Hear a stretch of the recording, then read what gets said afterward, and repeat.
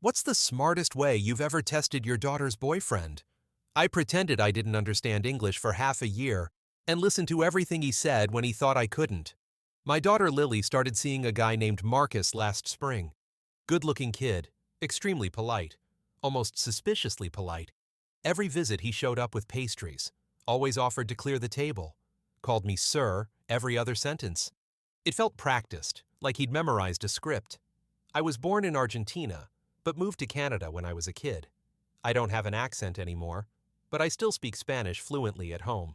One evening, Lily mentioned Marcus was taking Spanish classes at university, and a ridiculous idea popped into my head. The next time he came over, I acted like my English was terrible. I smiled, nodded, and only spoke Spanish while Lily translated. I told him I'd had a medical issue that messed with my speech. Lily thought I'd lost my mind, but after I explained privately, she agreed to play along. At first, Marcus was patient, overly kind even. He downloaded a translation app and tried to communicate with gestures. But after a while, the cracks started to show. When Lily stepped out of the room, he'd whisper complaints under his breath.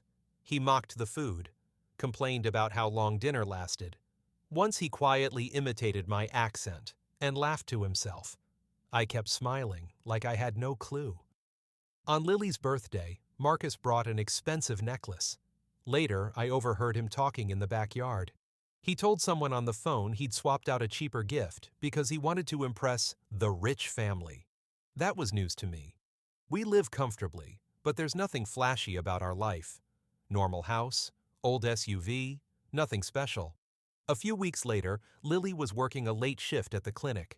Marcus showed up claiming he forgot a charger. I let him inside and pretended to watch a soccer match. He thought I wasn't paying attention. He started taking photos of our mail, opened a drawer in my office, even flipped through paperwork on the desk.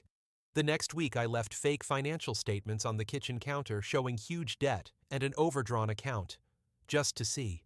3 days later, he told Lily he needed a break and wasn't ready for a serious relationship. She was crushed, but suspicious. She asked if my little experiment had revealed anything. I told her what I'd heard and seen. We decided to wait and see what happened once the fake papers disappeared. Sure enough, a couple of weeks later, he came back saying he'd figured himself out and wanted another chance. Lily invited him to dinner. He arrived with his usual gifts and fake politeness. Halfway through the meal, Lily turned to me and started speaking perfect English. I answered her the same way.